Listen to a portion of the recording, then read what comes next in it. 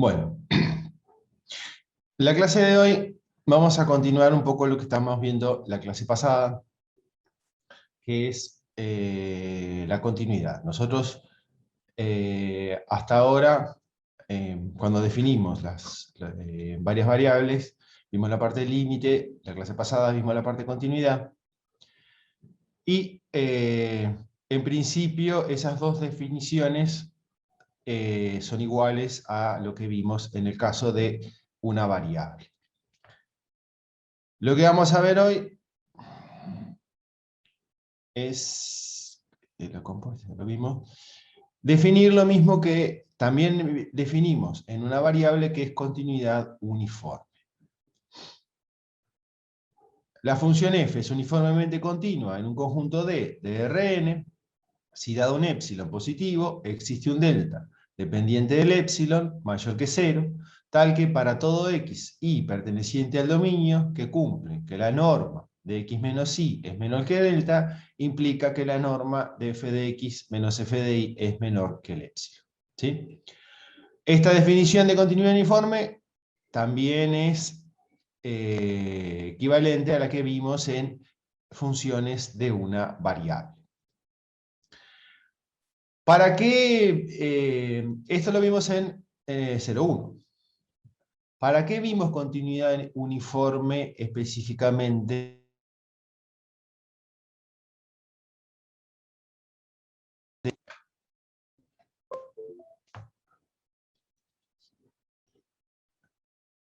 Se cortó la cámara. ¿Para qué vimos continuidad uniforme nosotros en el caso de una variable? Nosotros vimos que la continuidad uniforme, básicamente, la usamos solo para una cosa, que era ver que si la función era continua, era integrable. ¿Sí?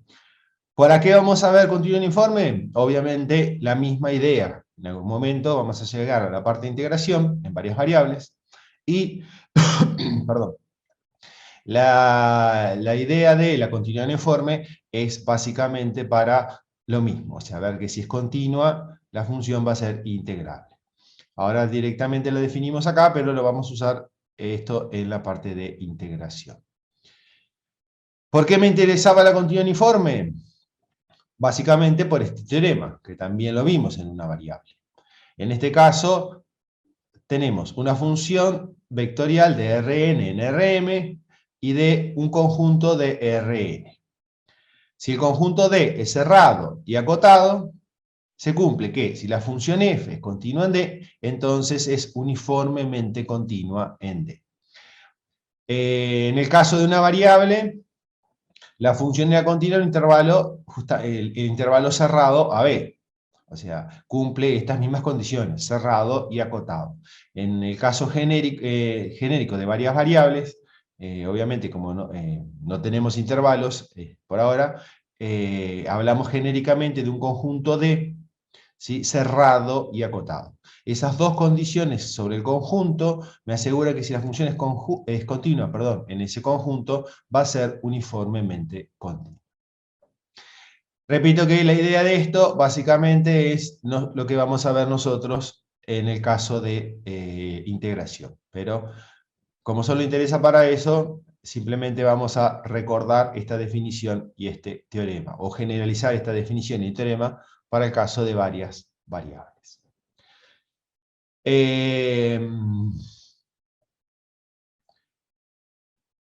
Lo otro que vamos a ver hoy...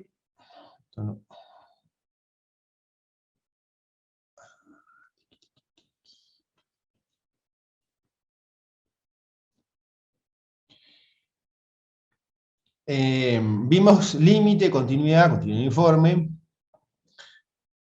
Después, ¿qué vendría de todo eso en una variable? El cálculo de derivada.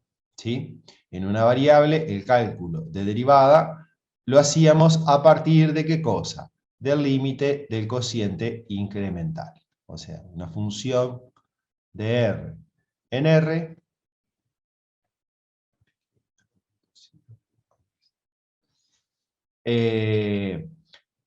nosotros definimos f' en A como límite del cociente incremental. Límite cuando h tiende a 0, f de a más h menos f en a sobre h. Eso para el caso, las derivadas para el caso de funciones de una variable. ¿Qué ocurre en varias variables? En varias variables, nosotros ahora tenemos una función que tiene un dominio que va a estar en Rn. Si es escalar, va a estar en R. ¿Sí? Entonces, ¿qué pasa cuando quiero derivar en varias variables? Nosotros partimos en una variable de este cociente incremental. ¿Qué problema tenemos nosotros en varias variables? Primero, obviamente que ahora el punto es un punto de Rn. ¿Sí? Entonces,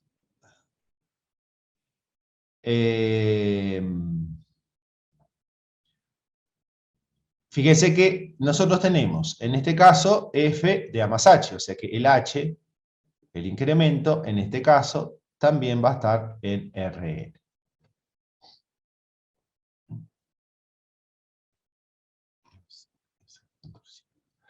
Entonces, ¿qué problema tenemos nosotros acá? Que este h ahora es un vector en varias variables de Rn. Entonces, este cociente, tal cual está expresado, no tiene sentido. ¿Sí? Ese cociente no tiene ningún sentido, dado que el h es un vector de Rn. Entonces, ahí este cociente no existe. Entonces, de alguna manera, nosotros tenemos que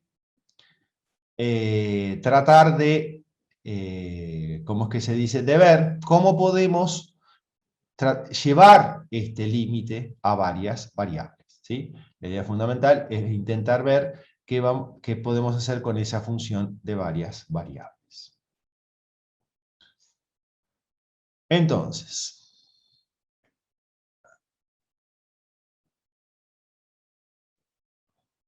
no.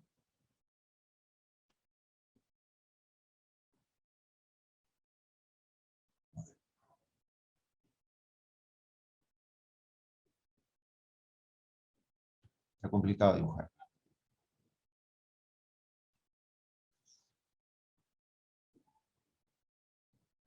No pongo nada.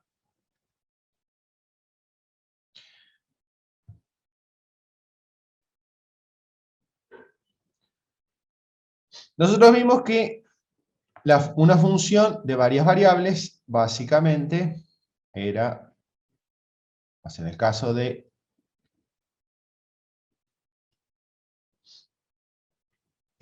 dominio R2, dibujar la función en R3, básicamente es una superficie. ¿Sí? Entonces, ¿cuál es la idea fundamental acá? Que yo quiero, vamos a trabajar con un punto A del dominio. ¿Sí? Para las derivadas, como siempre, vamos a trabajar con un punto A del dominio. Entonces, ¿qué es lo que vamos a hacer nosotros específicamente en este caso? Lo que voy a hacer es lo siguiente. Si yo tengo un punto, y acá, y tengo una dirección, con un punto y una dirección, ¿qué podemos definir? En este caso, nosotros, el punto, es decir, con el punto y la dirección, eso lo vieron en el práctico, podemos definir ¿qué cosa? Podemos definir una recta. A más T por B. ¿Sí? Esto es la ecuación paramétrica de una recta. Entonces, ¿cuál es la idea fundamental acá? Que nosotros vamos a tener, a ver, si puedo dibujar una recta. Ay, ¿cómo se hace esto? ¿No?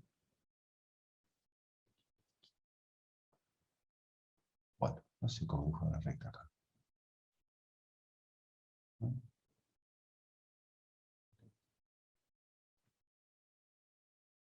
Ahora sí. Tenemos ahora esa recta, ¿sí? Esa recta que obviamente por acá voy a tener el puntito A más T por B, ¿sí?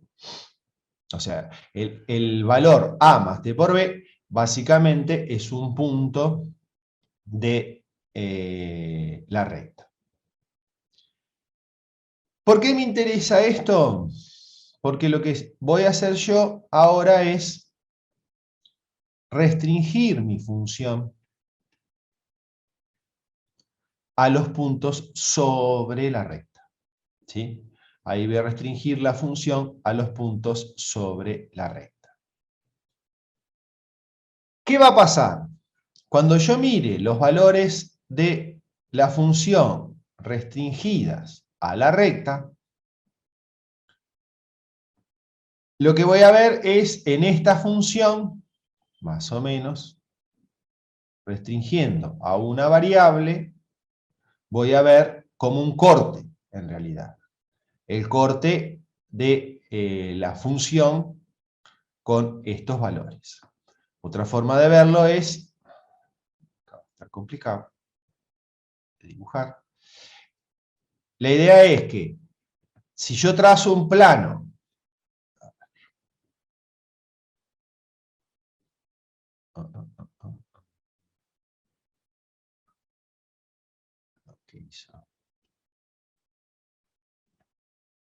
no puedo dibujar.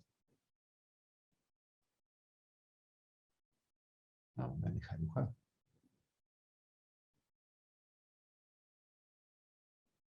Ahí está.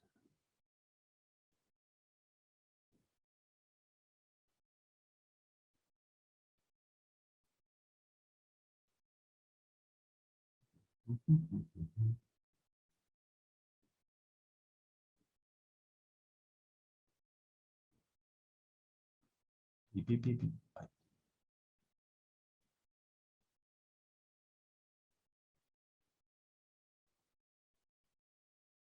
Más o menos.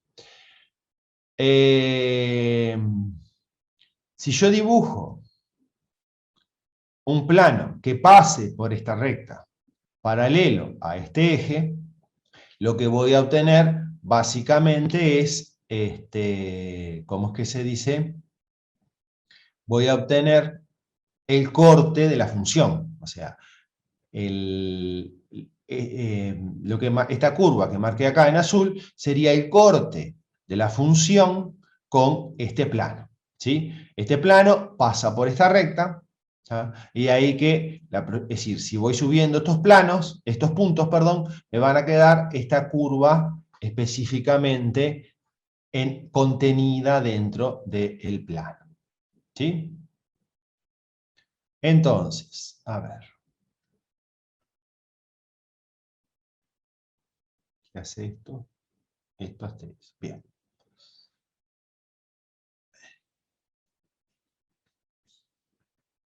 Entonces, si yo miro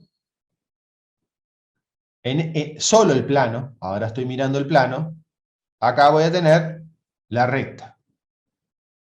A más T por B. ¿Sí?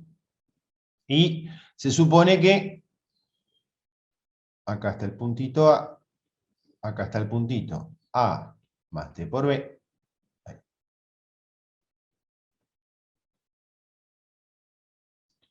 Y la función, la dibujé en azul, el corte de la dibujé en azul, vamos a hacer el mismo color. La idea es que el corte me va a quedar sobre este plano. ¿Sí? El corte me va a quedar sobre este plano. Entonces, al restringir a la recta, lo que estoy haciendo es fijarme en este corte con la función. Obviamente que si yo voy subiendo, acá va a estar el valor f de a, f de a. Y en este otro puntito, acá tengo el valor f de a más t por b. ¿Sí? ¿Por qué me interesa esto? Porque ahora nosotros podemos definir el cociente incremental. Fíjense que ahora tengo nuevamente en una variable este cociente incremental. Ahí, era la tangente, ¿cómo es que se dice? ¿Qué hizo eso? Era la tangente de este valor, de este angulito. La tangente, a ver, de este ángulo. ¿Sí? Era cateto opuesto sobre cateto adyacente. En una variable, en varias variables, ahora básicamente puedo hacer lo mismo. O sea, puedo definir el cociente incremental. Entonces,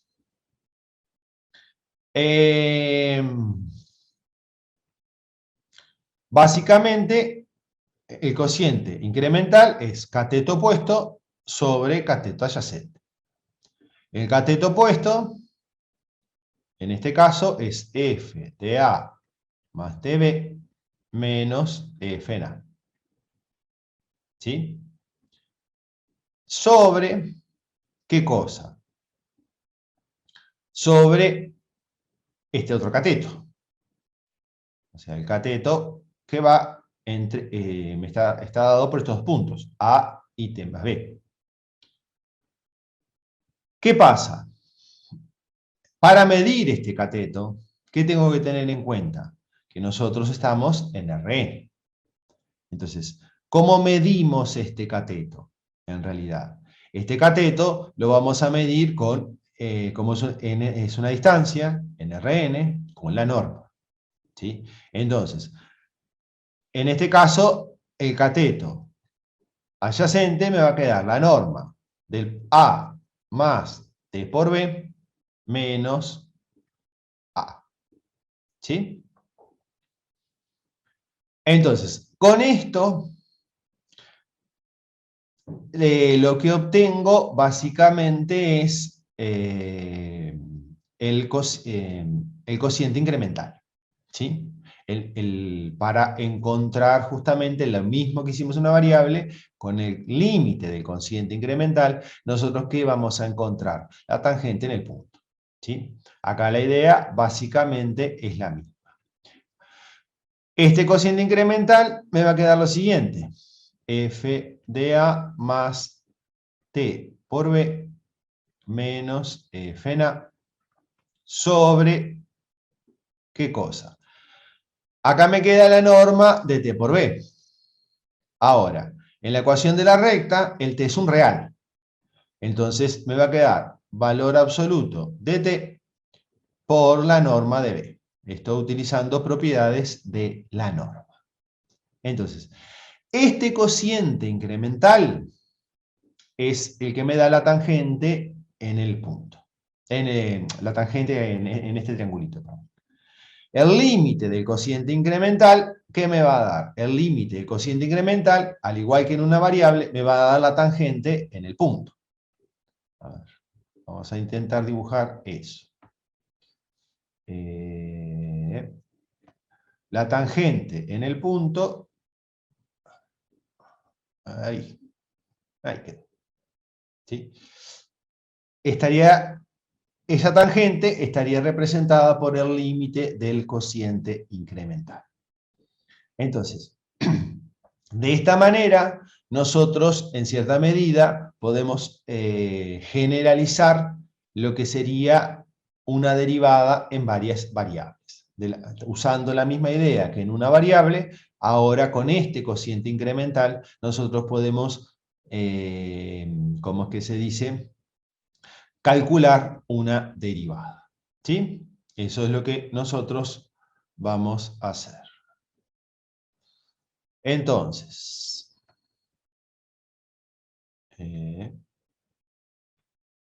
no, este no.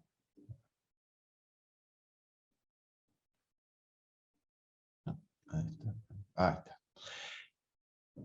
Nosotros ahora, en varias variables, lo que vamos a hacer es definir lo que vamos a llamar derivada direccional.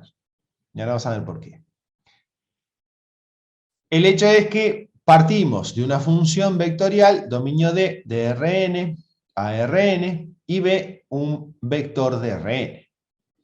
O sea, específicamente, por eso acá estamos hablando de derivada direccional, porque para poder definir la derivada, lo que nosotros necesitamos es una dirección. El B, en este caso, sería una dirección.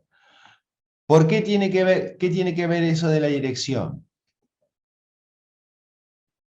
Fíjense que este vector me da la dirección de la recta, en realidad. Entonces, cambio esta dirección, me va a quedar otra recta, y entonces ahí nosotros vamos a tener específicamente otra derivada direccional. O sea, el vector B me da la dirección de, ¿cómo es que se dice? De la derivada. Entonces, vamos a esto. Entonces, B sería entonces la dirección en la cual nosotros estamos calculando la derivada. Por eso precisamos que el B sea distinto del nulo.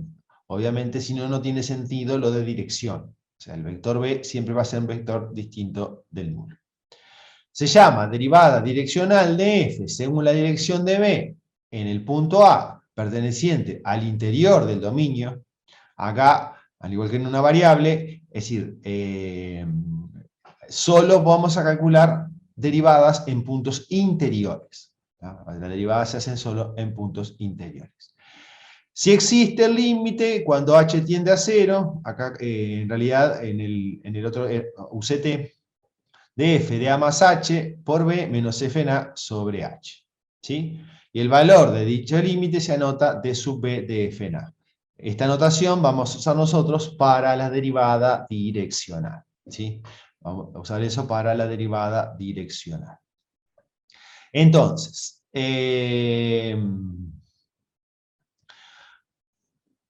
fíjense que este cociente incremental, ¿qué le falta con respecto al que hallamos recién? Cambiando, es decir, la diferencia acá es t y en el otro es h. Pero acá aparece, en este cociente aparece la norma de b. En el otro no. ¿Qué cambia eso? Simplemente con la norma de b, o sea, este cociente incremental que está expresado, el límite de este cociente incremental me da la tangente en el punto. En la definición, eso no interesa demasiado. O sea, la idea intuitiva de que sea la tangente en el punto. Por eso simplemente este término no aparece. Ahora, entonces, en la definición,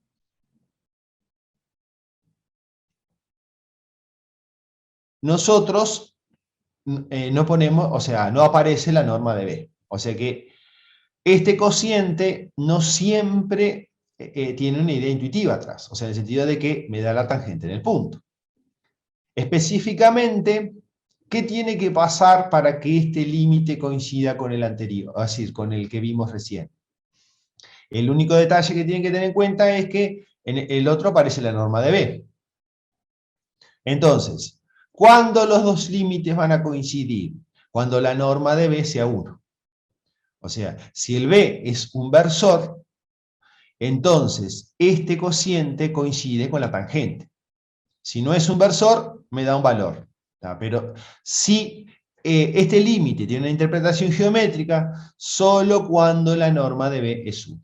¿Sí? En ese caso coincide con el valor de la tangente. Pero como en varias variables, no importa demasiado eso, directamente tomamos cualquier vector. ¿Sí? Bueno, vamos a hacer ahora algunos ejemplos.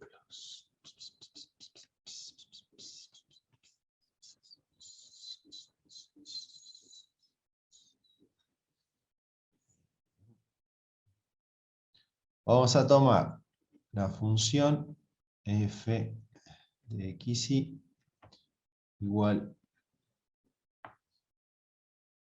x cuadrado. Sí, ahí. Sobre x cuadrado. Sí, xy distinto a 0, 0. 0, sí, xy 0, 0. ¿Sí? Tengo la función. ¿Qué necesito para calcular la derivada adicional? Ahora preciso dos cosas. El punto y la dirección. El punto es 0, 0 y la dirección 0, 1.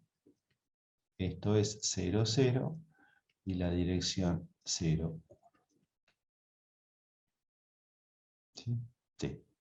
Entonces, ¿cómo vamos a calcular la derivada direccional en el punto? Como límite, es decir, vamos a tomar límite cuando t tiende a 0, de f de a más t por b, menos f en a sobre t. ¿Sí? Entonces, esto me va a quedar límite cuando t tiende a 0, de f en el punto 0, 0, más t por la dirección 0, 1. Menos f en 0, 0 sobre t. ¿Sí? Obviamente que 0, 0 más t por 0, 1 me da el vector 0t. ¿Sí? O sea que esto que me va a quedar igual a límite cuando t tiende a 0, f de 0t, menos f en 0, 0, ya vemos que vale 0. O sea que acá ya sustituyo. Sobre t. ¿Sí?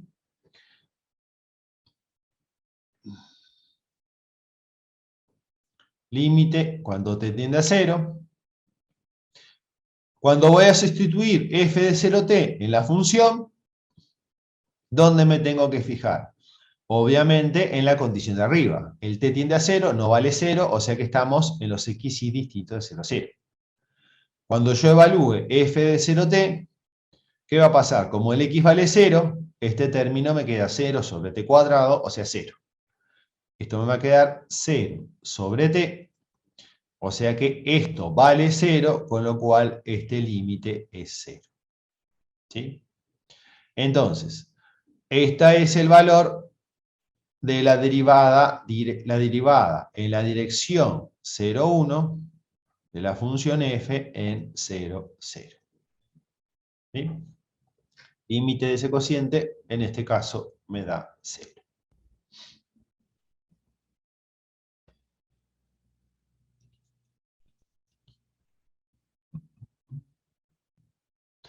Ahora vamos a hacer otro ejemplo.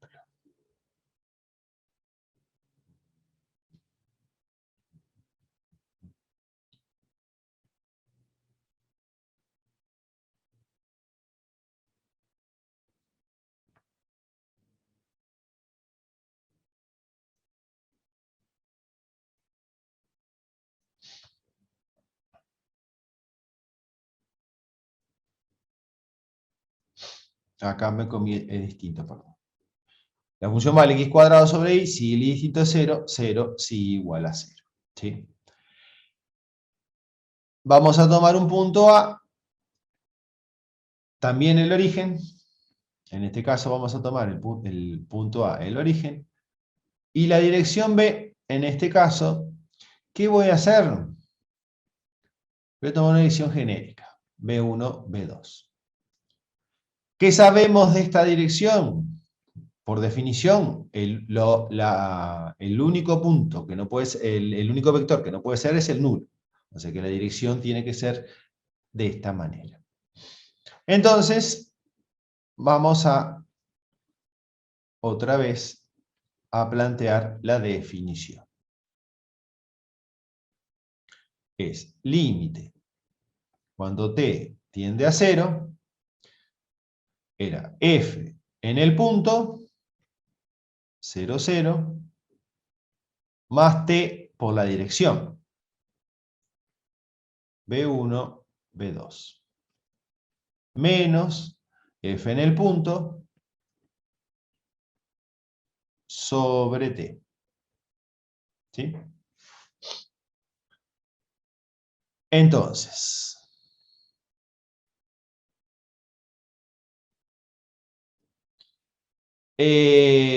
obviamente que 0, 0, este término 0, 0, más t, B1, B2, me va a quedar simplemente t por B1, t por B2. Menos f en 0, 0, como i vale 0, estamos en la segunda condición, esto va a ser 0, sobre t. ¿Sí? Entonces, tengo que ahora evaluar la función f de tb1, tb2. ¿Qué pasa? Ahí tengo que ver la segunda componente. ¿Por qué? Porque si la segunda componente es 0, vale 0. Si la segunda componente es distinto de 0, ahí nosotros tenemos que usar esta función. La segunda componente, en este caso, es t por b2. Ahora, t tiende a 0. Estamos en un límite, no vale 0. Entonces, ¿cuándo esto se puede anular solamente? Cuando b2 es 0. Entonces, acá tenemos que discutir dos casos. Cuando b2 es igual a 0 y cuando b2 es distinto de 0. Obviamente que en el primer caso, ¿qué sabemos de b1? Como la dirección no puede ser nula, b1 no puede ser 0. ¿De acuerdo? O sea, si b2 es 0, b1 no puede ser 0, para que no me dé el número. Ahora, en este caso, este límite me va a quedar límite cuando t tiende a 0. ¿Qué va a pasar si la segunda componente es 0? La función es 0. Otra vez me vuelve a quedar 0 sobre t. O sea que este límite me va a dar 0. ¿Sí? O sea, el valor funcional, en este caso, va a ser 0. Cuando B2 es distinto de 0, ahí sí, o sea, tengo que evaluar f de tb1, tb2 en la primer componente, x cuadrado sobre y. Entonces, eso me va a quedar, ¿qué cosa? T b1 al cuadrado sobre tb2. Menos 0, no lo voy a poner, todo esto sobre t. ¿Sí? O sea que me queda límite. Cuando t tiende a 0, ¿de qué cosa? T cuadrado b1 cuadrado sobre t cuadrado b2. ¿Sí? Los t cuadrados se simplifican. ¿Y qué me va a quedar este límite? b1 al cuadrado sobre b2. ¿Sí? Y ahí tenemos la derivada direccional. Entonces, ¿qué pasa con esta derivada direccional? Existe para cualquier dirección. O sea, con esto nosotros lo que estamos viendo básicamente es eso, que la derivada direccional existe en cualquier dirección. En principio, lo que me queda básicamente es lo siguiente. El punto era 0, 0. Esta derivada direccional va a ser 0 si B2 es igual a 0, y va a ser B1 cuadrado sobre B2 si B2 es distinto de 0. ¿Sí? Ahora, queda claro que la derivada direccional existe para todo B. O sea que, en principio, acá la función es derivable. Ahora, ¿qué particularidad tiene esta función? Si se acuerdan, ya este ejemplo ya lo usamos anteriormente. ¿Para qué? Para calcular límite y para estudiar continuidad. ¿Sí? Este era el ejemplo donde con todas las rectas me daba 0, en cambio en una parábola me daba 1, con lo cual el límite de la función en el origen no existía. Pero, más importante que eso, si el límite de la función no existía, esta función no es continua. ¿Qué llegamos acá nosotros? Que la función es derivable. Entonces, ¿qué llama la atención en este ejemplo? Algo que en una variable se cumplía, pero acá no. En una variable, si la función era derivable, era también continua. Ahora, ese teorema en varias variables ya no se cumple, ¿tá? Porque esta función es derivable, sin embargo, esta función no es continua. Entonces, ese teorema que usamos mucho en una variable, en varias variables ya no se cumple. Entonces, más adelante vamos a ver cómo solucionamos ese problema, pero por ahora es importante recalcar que ese teorema de una variable en varias variables no se cumple. Que la función sea derivable no me asegura la continuidad. Y este es un contraejemplo. Una función donde existen todas las derivadas y sin embargo la función no es continua. Bueno.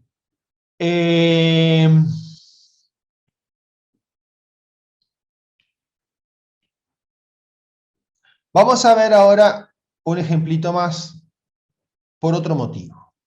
O sea, con este ejemplo vimos que el teorema de si es derivable es continua, en varias variables no se cumple. Pero ahora me interesa ver otra cosa de las derivadas direccionales. En este caso, vamos a tomar la función x cuadrado más y cuadrado. En el ejemplo de recién tomamos una dirección genérica. Acá vamos a hacer lo mismo. Vamos a tomar una dirección genérica. El punto, en este caso, también va a ser genérico. O sea, vamos a tomar un punto xy, genérico. Entonces, la idea es calcular, como siempre, la derivada direccional ahora en una dirección genérica y a su vez en un punto genérico.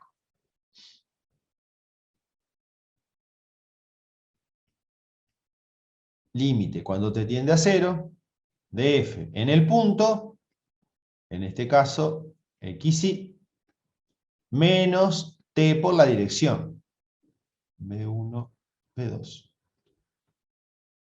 menos f en el punto, sobre t.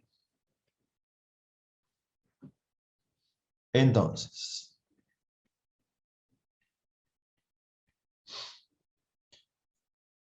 xy, acá puse menos, no sé por qué, más, perdón. Xy más t por la dirección. En este caso, cuando sumamos estos dos vectores, me va a quedar f en x más t por b1, y más t por B2. Menos F en el punto sobre T.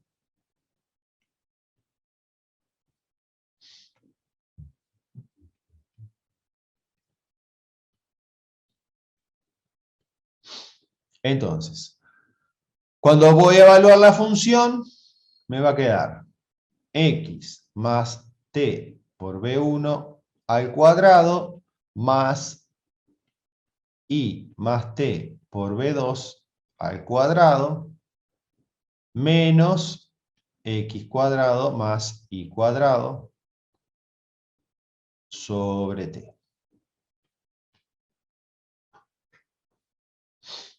¿Qué voy a hacer ahora? Desarrollar los binomios. Me va a quedar el cuadrado del primero más 2 veces el primero por el segundo más el cuadrado del segundo.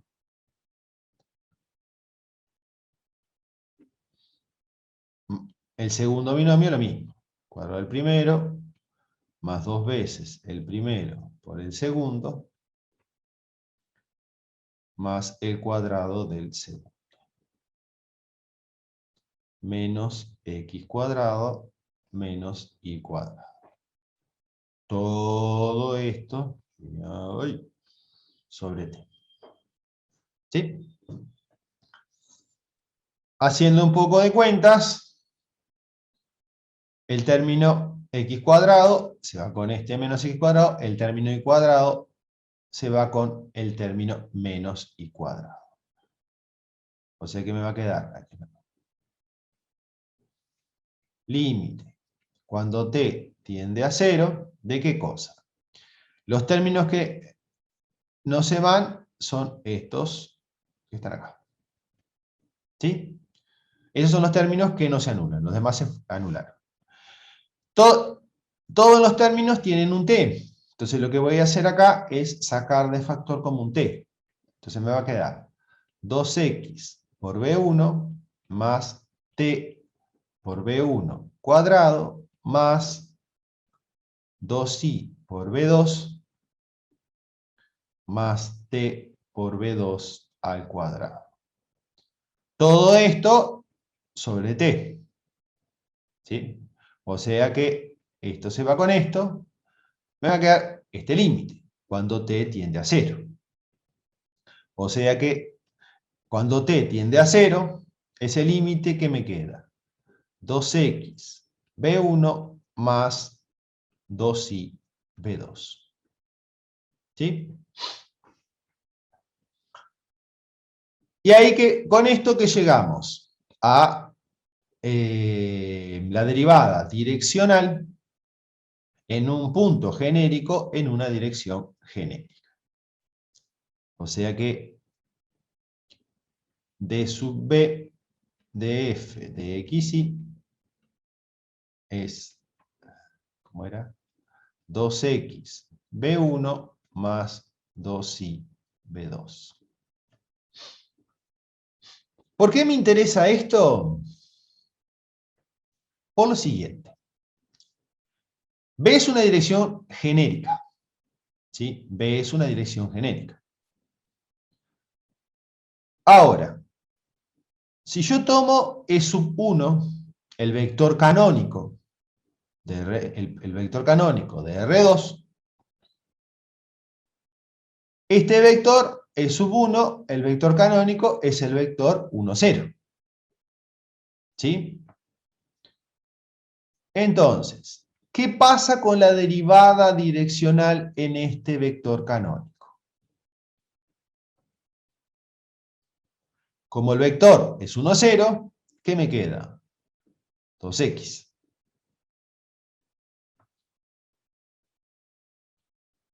El otro vector canónico en R2 es sub 2, es el vector 0, 1. Cuando yo hago la derivada direccional en el vector canónico es sub 2, ¿qué me queda? Me queda 2i. ¿Sí? ¿Por qué me interesa esto? ¿Cuál es la particularidad de todo esto?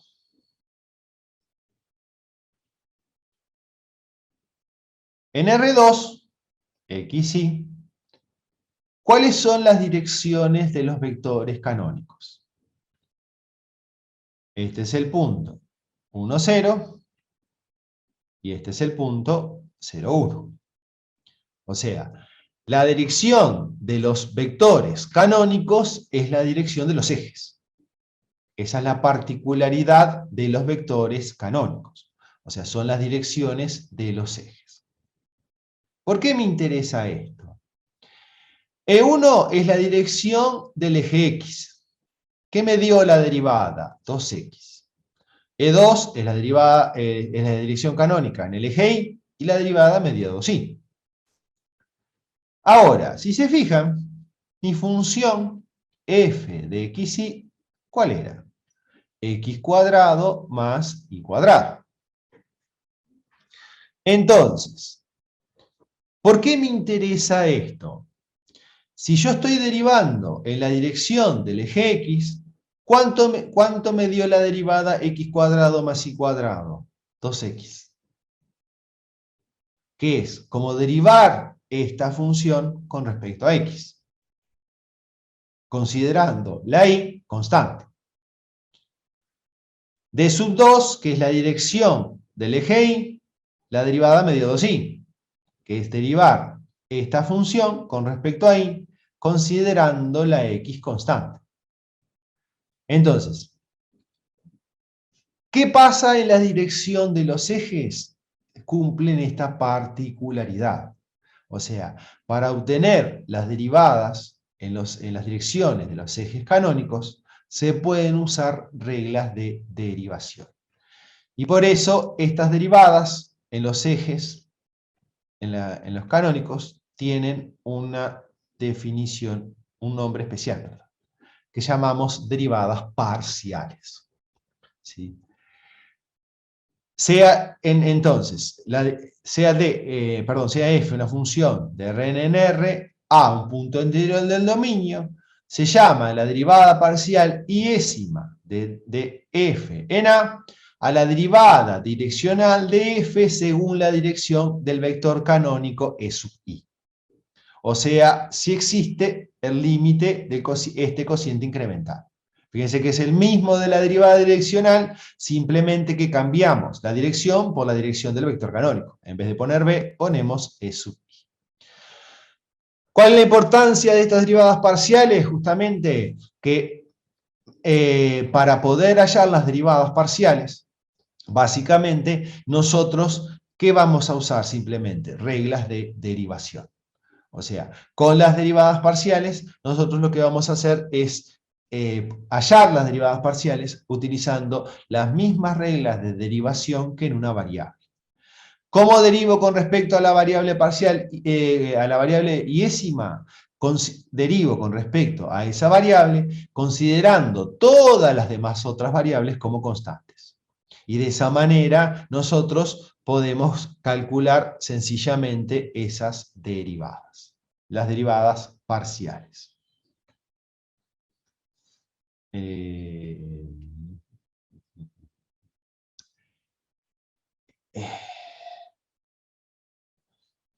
Entonces,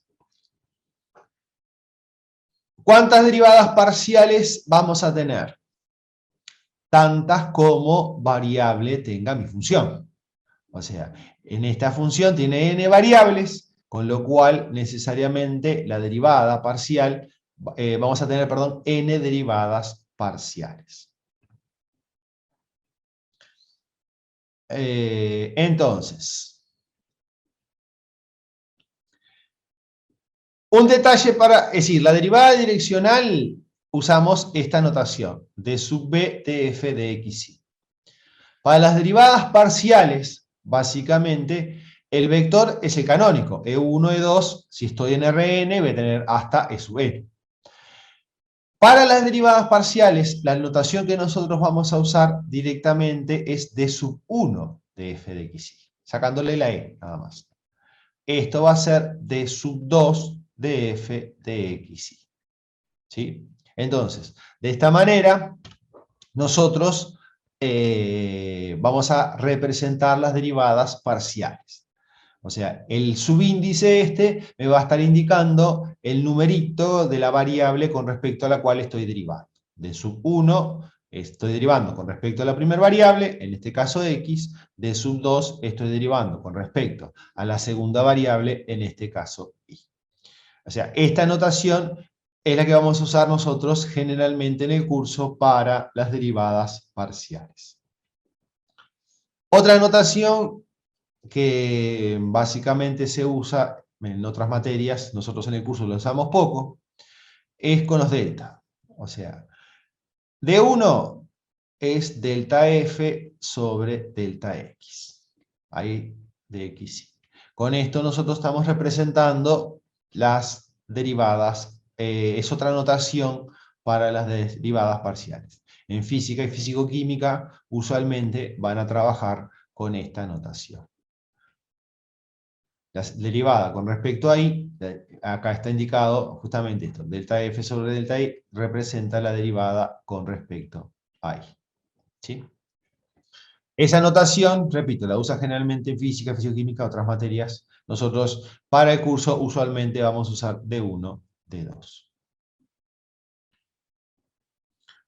Entonces, ¿se acuerdan? Cuando empezamos varias variables, hablamos de la ecuación de los gases ideales. ¿Sí? En el sentido que la presión, en este caso, es función del número de moles, temperatura, volumen.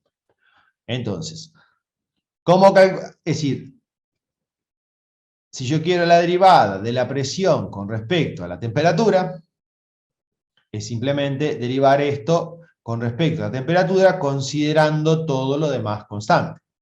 O sea que en este caso me va a dar nR sobre B. Y ahí tenemos la derivada de la presión con respecto a la temperatura.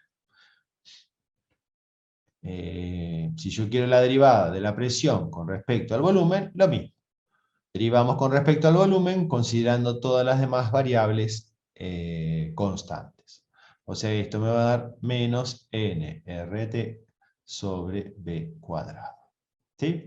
Pero esa es la ventaja fundamental de, ¿cómo es que se dice? De las derivadas parciales. O sea, el cálculo de derivadas parciales básicamente se hace derivando, usando las mismas reglas de derivación que vimos para funciones de una variable. La particularidad simplemente es esa, tengo que considerar todas las demás otras variables como constantes, nada más. Pero esa es la idea de derivadas parciales.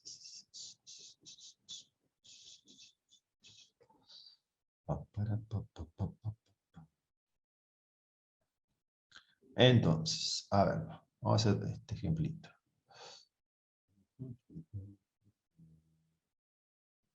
Ya estoy en la pantalla.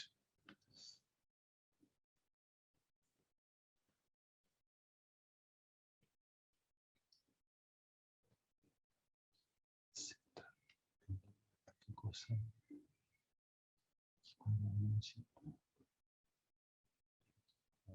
Menos si por y a la X por Z.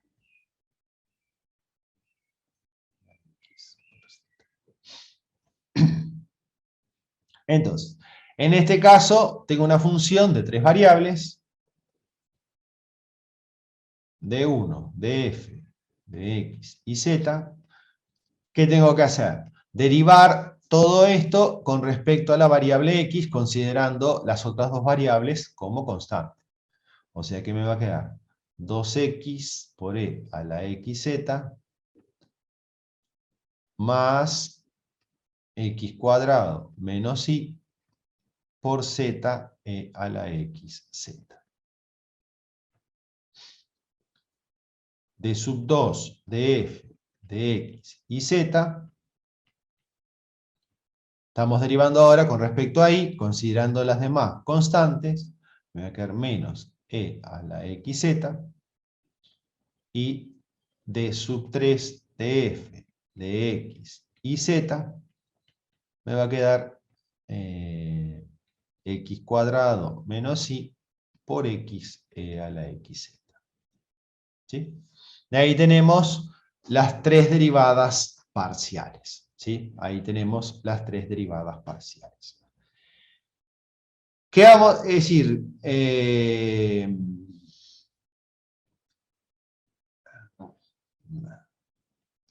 En este caso, o sea, en este caso no siempre. Si tengo una función de Rn, vamos a tener n derivadas parciales. ¿Sí? Ahora, con esas derivadas parciales, en este caso, nosotros podemos armar un vector.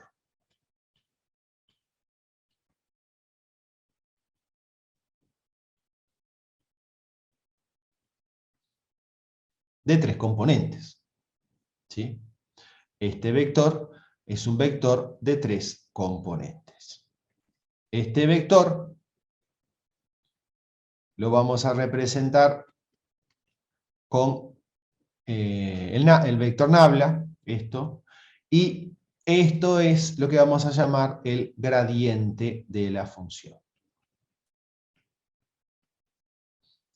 El gradiente de la función es el vector de derivadas, ¿cómo es que se dice? El vector de derivadas parciales. ¿Sí? El vector de derivadas parciales. ¿Qué pasa? El gradiente, básicamente, lo vamos a tener para funciones escalares. O sea, en funciones escalares, el gradiente es el vector de derivadas parciales. Ese vector se llama gradiente de f en A.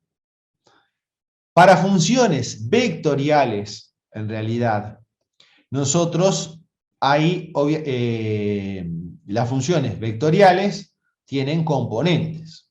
Entonces, lo que vamos a hacer nosotros en funciones vectoriales es plantear el gradiente de cada componente. Ese gradiente lo vamos a escribir como una columna. O sea, el gradiente de F1, gradiente de F2, gradiente de Fm, eso lo escribo como una columna. Con lo cual, esta, en definitiva, lo que me va a quedar es una matriz. Para funciones vectoriales, el gradiente se transforma en una matriz, básicamente. Esa matriz es lo que se llama la matriz jacobiana de F en A. ¿Sí? Fíjense que de la manera que definimos la matriz, que es colgando los gradientes, la dimensión de esta matriz va a ser m por n. ¿Sí? Esa es la dimensión de esta matriz.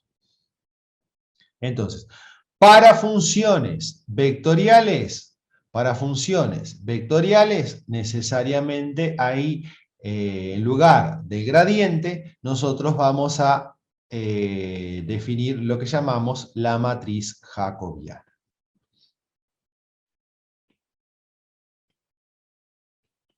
Entonces,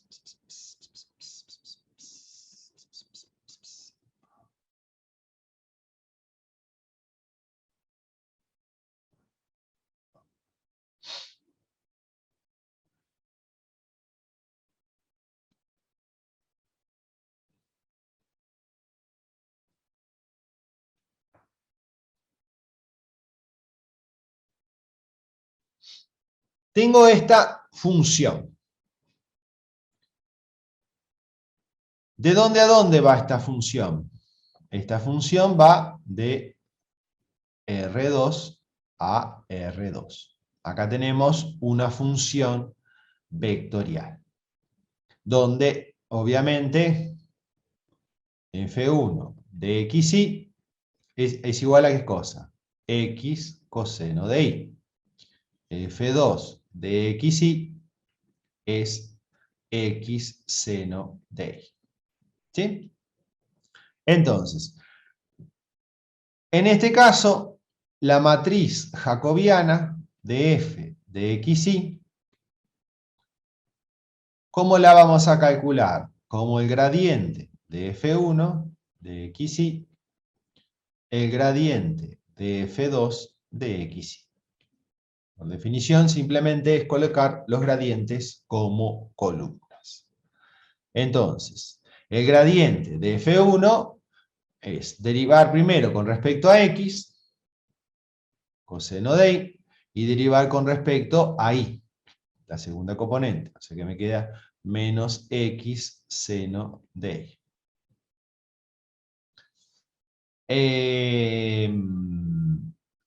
Ese es el gradiente de f1. El gradiente de f2, seno de y, x coseno de y. ¿Sí? Y ahí obtenemos, en este caso, la matriz jacobiana de la función.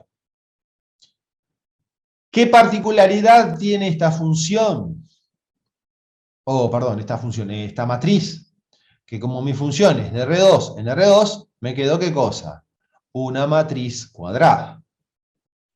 Si es cuadrada, ¿qué podemos calcular de esa matriz? El determinante. ¿Sí? El determinante, obviamente que el determinante de la matriz jacobiana existe solo cuando me queda cuadrada.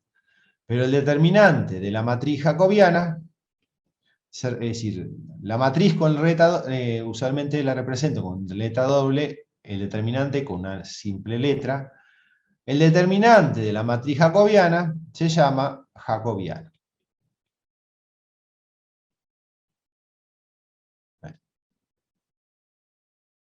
El determinante de la matriz jacobiana es el jacobiano.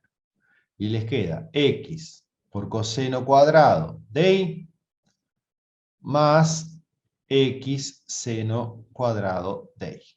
O sea que en este caso el jacobiano vale x. ¿Sí? El determinante de la matriz jacobiana, cuando existe, se llama jacobiano y es un determinante común y corriente. Entonces, básicamente, nosotros ahí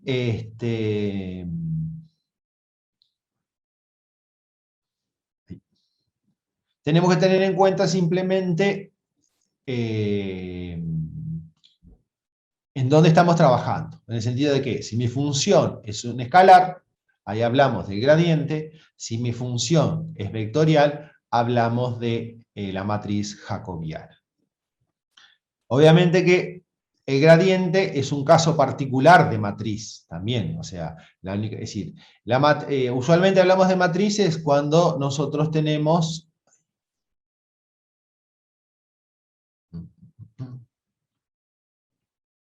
funciones de Rn en Rm, pero el m puede ser 1 también. O sea que en el caso de que el m sea 1, la matriz jacobiana y el gradiente coinciden. ¿Estamos de acuerdo? O sea, cuando el m vale 1, esas dos cosas coinciden. Para matriz, es decir, usualmente el gradiente hablamos específicamente de vectores. O sea, acá, cuando hablamos de gradiente estamos hablando de un vector. Cuando hablamos de jacobiana hablamos de matriz. ¿Tá? Obviamente hay una relación biunívoca entre los vectores y las matrices de dimensión de m por 1. 1 por m, perdón.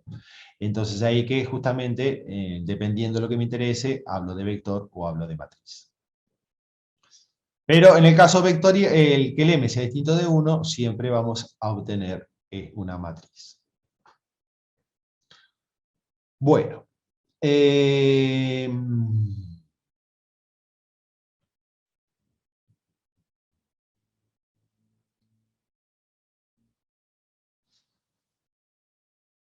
Ahora, nosotros cuando hablamos de derivadas parciales, dijimos que las derivadas parciales básicamente me permiten derivar como si fuera una variable. ¿Sí? Ahora,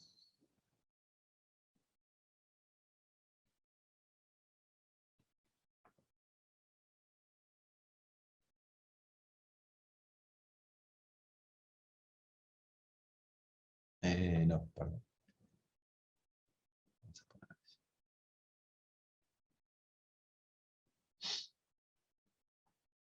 ¿Se acuerdan de esto? 0,1. Tenemos una función integral. ¿Sí? Tenemos una función integral. En 0,1, ¿cómo hicimos nosotros para derivar esto? O sea, el hecho es que, si me fijo, ahora la función que estoy integrando es una función de dos variables. Es una función que depende de x y que depende de t. ¿Sí? Esto es una función de dos variables. ¿Qué hacíamos en 0,1 para poder derivar esto? Simplemente sacábamos el x para afuera y ahí derivábamos. ¿Sí? Con teorema fundamental. Para poder, es decir, en 0,1 la idea era aplicar teorema fundamental, pero para poder hacer eso, la función tenía que depender solo de la variable de integración y ser continua. Y con eso derivábamos en varias, como dice, derivábamos esta función. Ahora,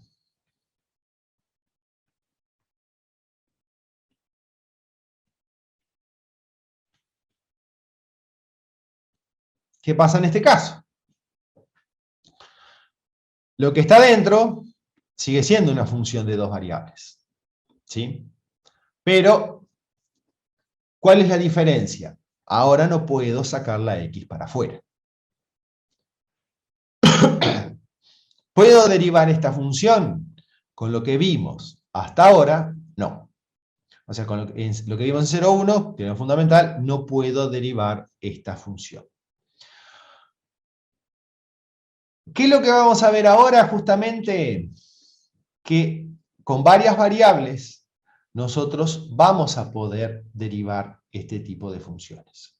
Con varias variables, no en el caso genérico como está acá, pero vamos a ver, ¿cómo es que se dice? Vamos a ver un caso particular que me permite derivar dentro de la integral.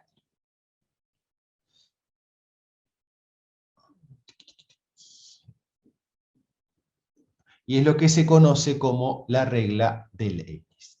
¿Sí? La regla del X.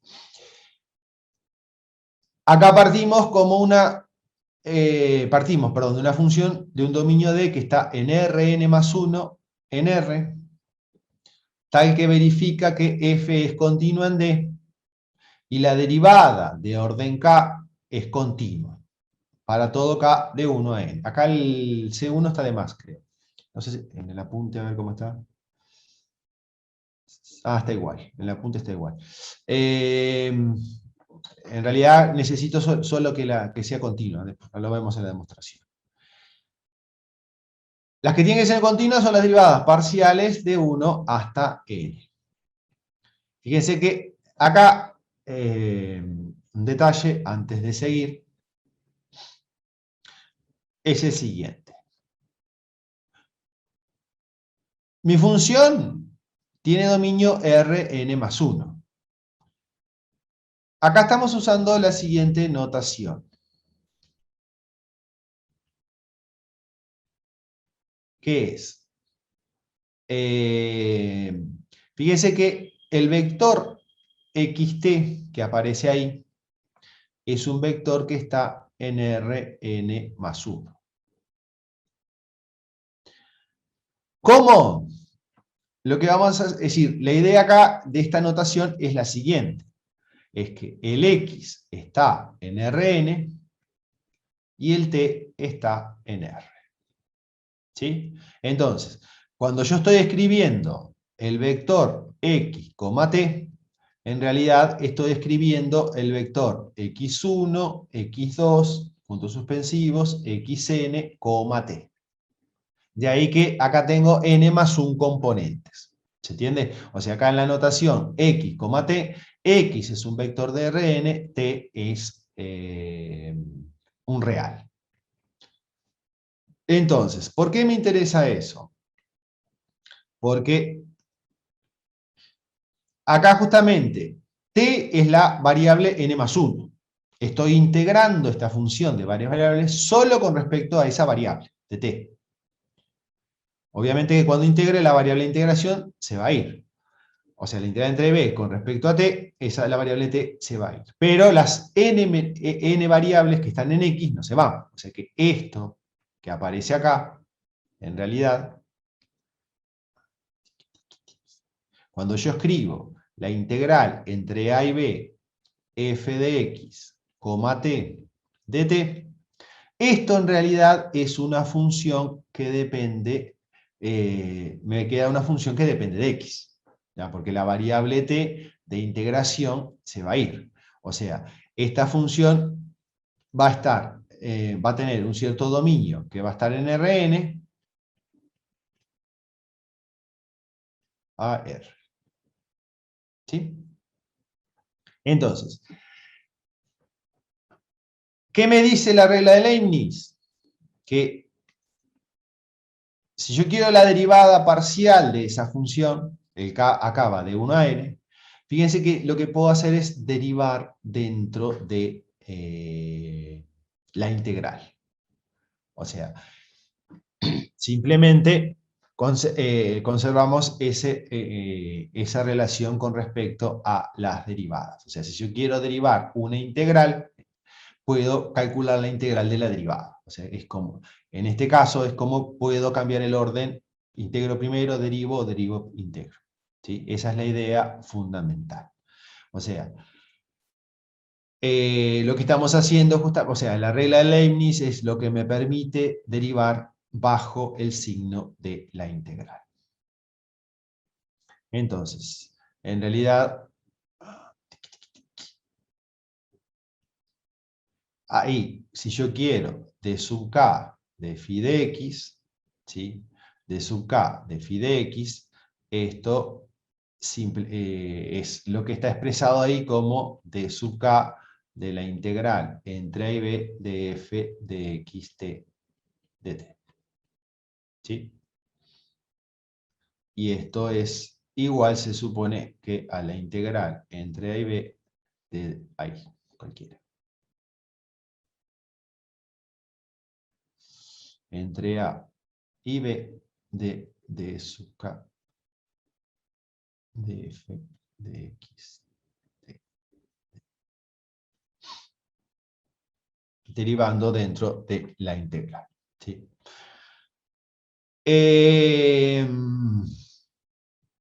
Entonces, esto lo vamos a demostrar.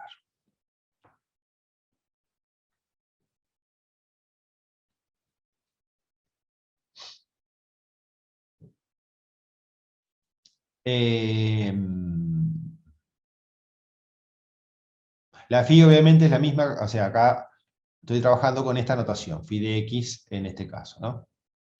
Entonces, por definición de derivada parcial, esto es el límite cuando t tiende a 0 de la función en el punto x más t por la dirección. ¿Qué dirección tengo que poner acá? E sub k, ¿sí? Menos la función en el punto sobre t. ¿Sí?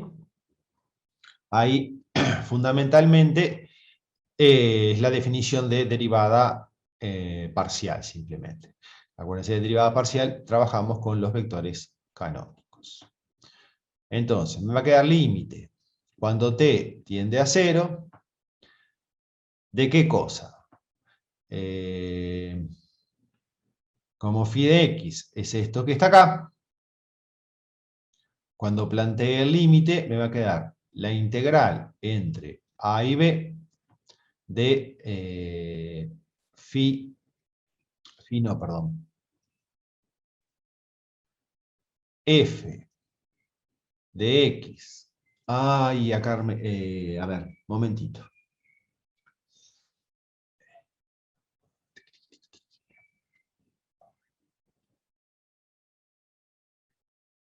La variable t ya la usé para otra cosa. O sea que acá vamos al h. H por E sub k sobre h. Me olvidé acá.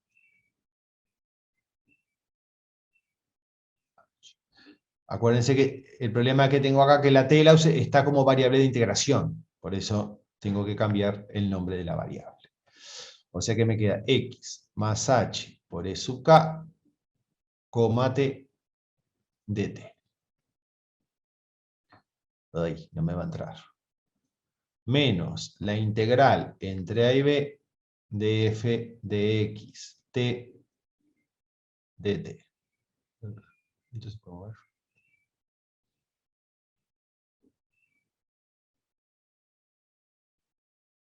Sobre h.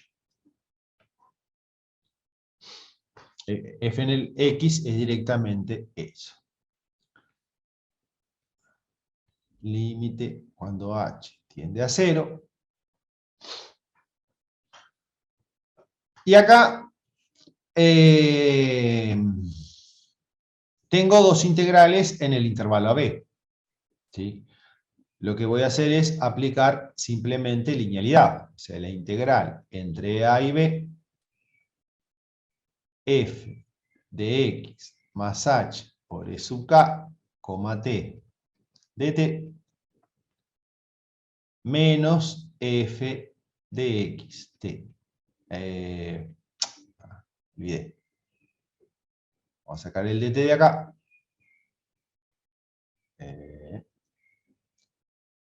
Pongo un paréntesis, todo esto dt.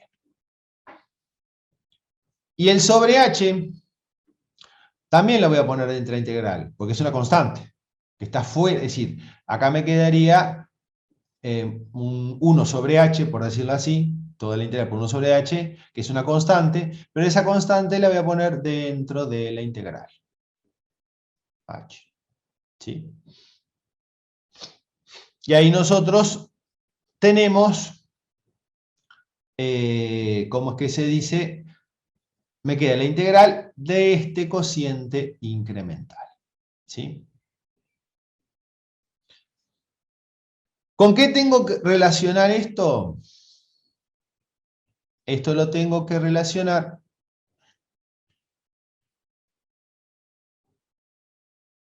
con el segundo término, que es la integral entre a y b de d sub k de f de xt. ¿Sí? O sea, lo tengo que, es decir, tengo que relacionar con esta derivada, la derivada parcial késima de esta función.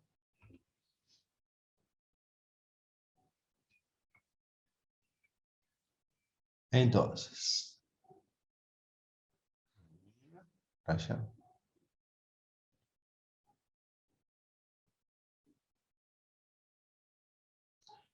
Tengo que plantear esta derivada parcial.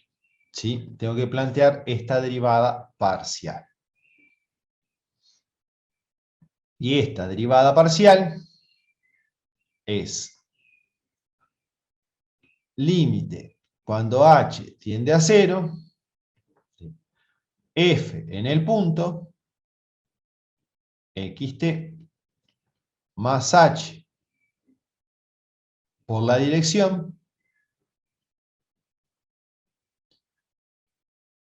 f en el punto más h por la dirección, menos f en el punto, no, ese no es el punto,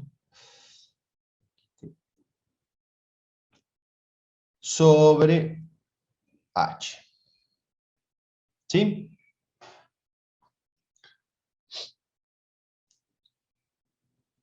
Este límite corresponde a esta derivada parcial. Ese límite corresponde a esa derivada parcial. Si miramos los dos cocientes incrementales, f de xt, f de xt, h, h, y acá tenemos estas dos relaciones, f de x más h por e sub k, t, f de xt más h por e sub k. ¿Qué diferencia hay acá? O sea, ¿son iguales? A priori, lo que tengo que tener en cuenta es lo siguiente. A ver, con colorcitos, si se ve. Este sub K, ¿dónde está? ¿En qué espacio vectorial está ese sub K? Este sub K aparece de la derivada de phi, de esta función. Pero esta función, ¿qué dominio tiene? Tiene dominio Rn. O sea que este K necesariamente está en Rn. ¿Qué pasa con este otro E sub K? Este sub K está en Rn más 1. ¿Sí? Ahora, este vector canónico que está en Rn más 1, justamente, por hipótesis, ¿qué sabemos nosotros por hipótesis? Que ese valor de K simplemente es de 1 a n. La última componente no me interesa. ¿Sí? La última componente, el último vector canónico, el E sub n más 1, acá no me interesa. Entonces, ¿qué pasa con estos dos vectores, básicamente? Este vector tiene una componente más que este vector, porque está en Rn más 1. Pero necesariamente esa componente, ¿qué va a ser? Esa componente necesariamente va a ser 0. ¿Sí? O sea, esa componente necesariamente va a ser 0. Entonces, ¿por qué me interesa que esa componente necesariamente sea 0? Porque hace que estos dos valores, ¿cómo sean? El valor de estos dos valores funcionales, sean el mismo.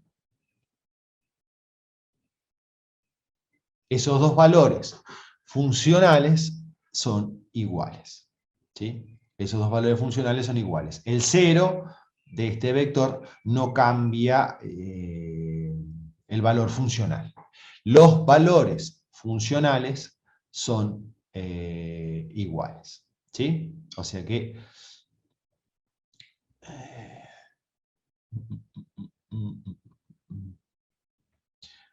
este cociente incremental, vamos a ponerle SI para simplificar, es igual a este otro cociente incremental. ¿Sí? Ahí tenemos esos dos cocientes incrementales. Son iguales. Es el mismo cociente incremental por esta relación. ¿Sí? Entonces,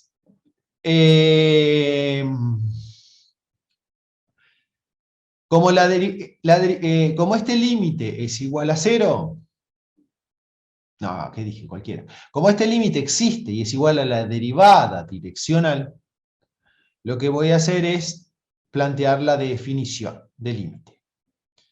Y acá, en lugar de escribir siempre todo este cociente incremental, como es igual a este, voy a poner simplemente CI, para indicar que estoy escribiendo todo esto. ¿Sí? Pero nosotros sabemos que este límite de este cociente incremental es igual a esto. Entonces, o sea, lo escribo de vuelta por la... Ay, no.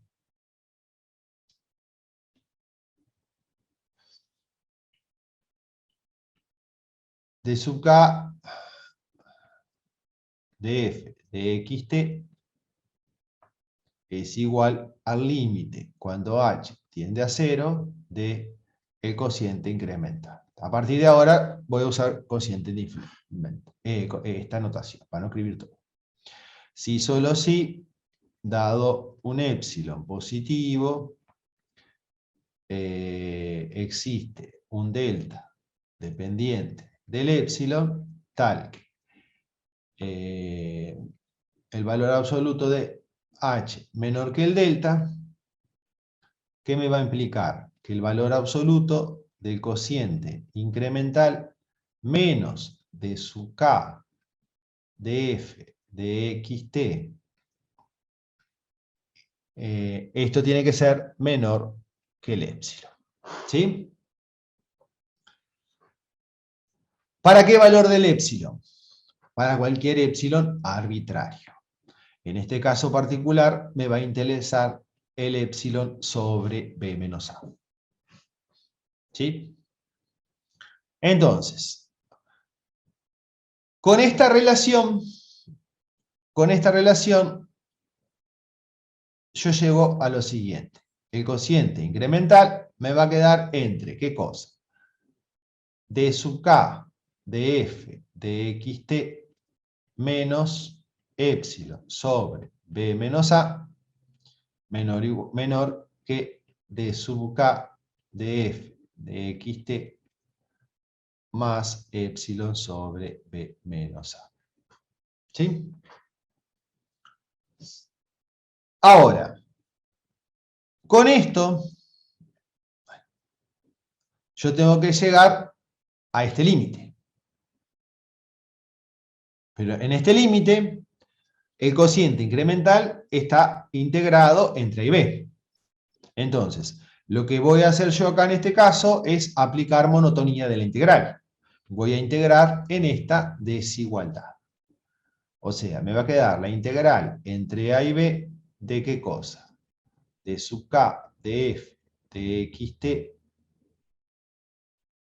menos epsilon sobre b menos a dt menor que la integral entre a y b del cociente incremental menor o igual que la integral entre a y b de sub k de f de xt más epsilon sobre b menos a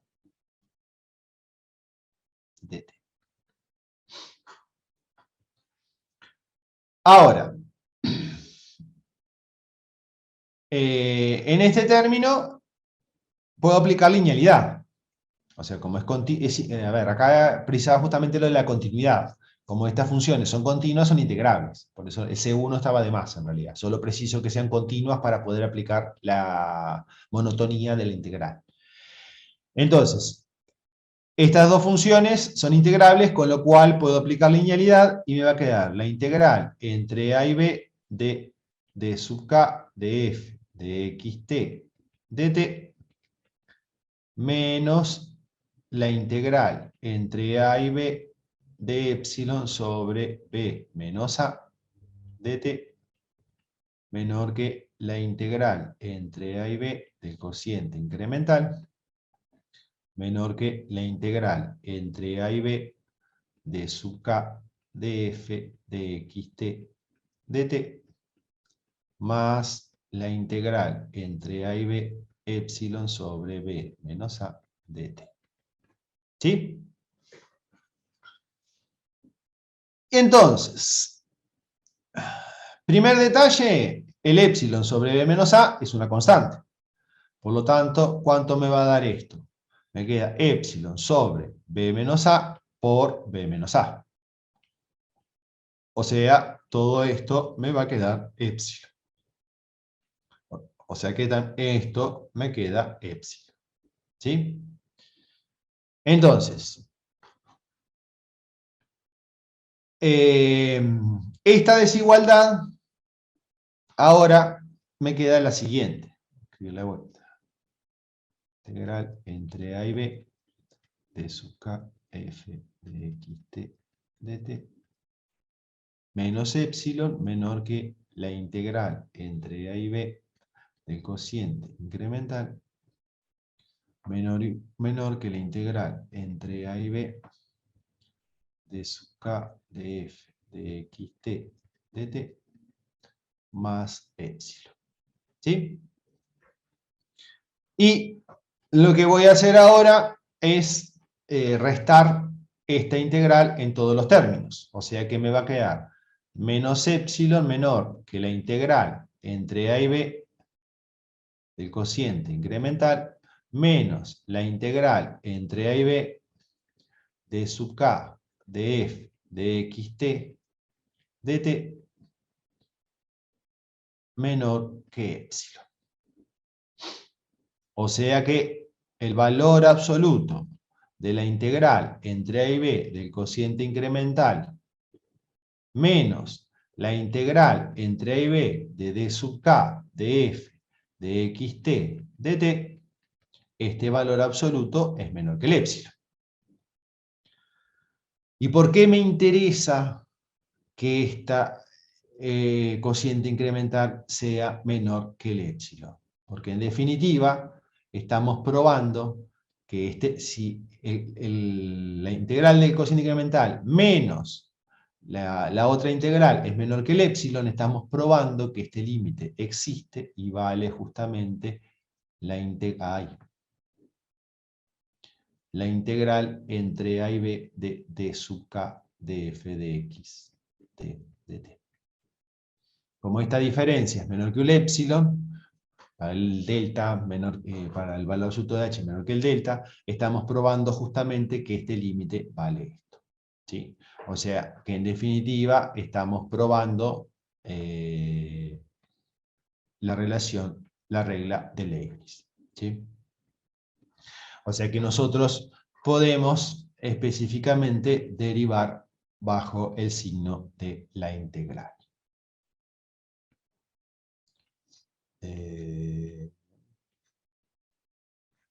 No hay ejemplo, ¿no? No.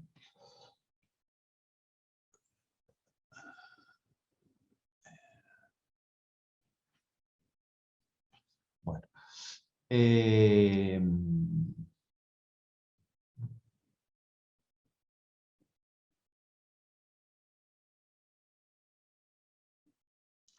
Pantalla.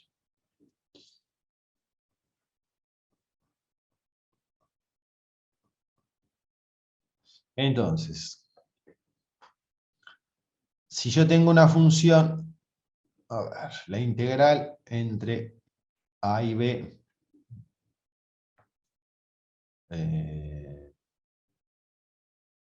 ¿de qué cosa? E a la, a ver, con L que no, algo que no se pueda sacar más fuerte. ¿Sí? X por Y. Sí, esto.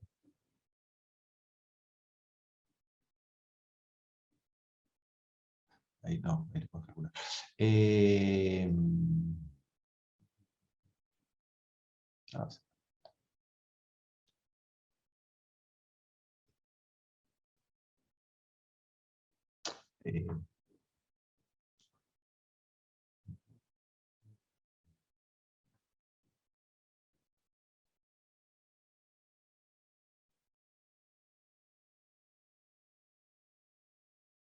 no, ahí no, ese ejemplo no me sirve.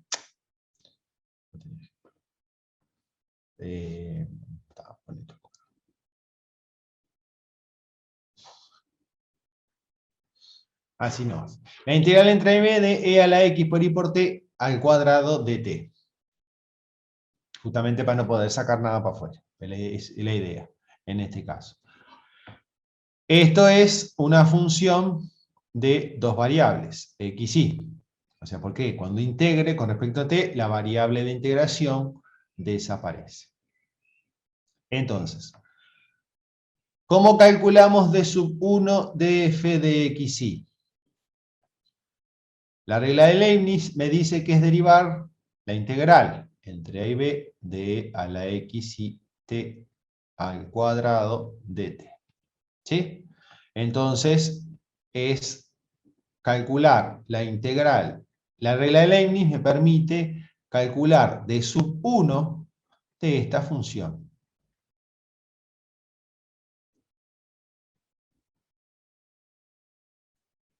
¿Sí? Eso es lo que me permite la regla de Leibniz. Obviamente que esto es la integral entre a y b, derivar con respecto a x, eso le va a quedar, les queda 2x por y cuadrado, t cuadrado, e a la x y t cuadrado de t. Cuando hacen de 2, de phi de x y, es lo mismo. O sea, están haciendo de 2 de la integral entre a y b de e a la x y t al cuadrado de t, que es la integral entre a y b de d sub 2 de e a la x y t al cuadrado, todo esto dt. Y es derivar esto con respecto a y, o sea que es la integral entre a y b, ahí sería 2i por x cuadrado, t cuadrado, e a la x y t cuadrado dt. ¿Sí? Entonces, ahí calculé las derivadas parciales. ¿Está? El hecho es que, más allá de que tenga una integral, si quiero calcular las derivadas parciales, ya está. No tengo que hacer más nada. O sea que la función dependa de una integral no implica que necesariamente tenga que calcular la integral. Obviamente que si precisara las derivadas para alguna cosa, capaz que sí tengo que continuar haciendo algo, pero si me piden derivadas parciales, básicamente es plantear esto, nada más. O sea, si yo tengo una función de varias variables, que es una integral, las derivadas, en este caso, me quedan integrales y ese es el resultado de las derivadas parciales. Pero la regla de Leibniz, es decir, la regla de Leibniz es una nueva regla de derivación que lo que hace es permitirme derivar bajo el signo de la integral. ¿Sí? O sea, no necesito calcular la integral para poder derivar.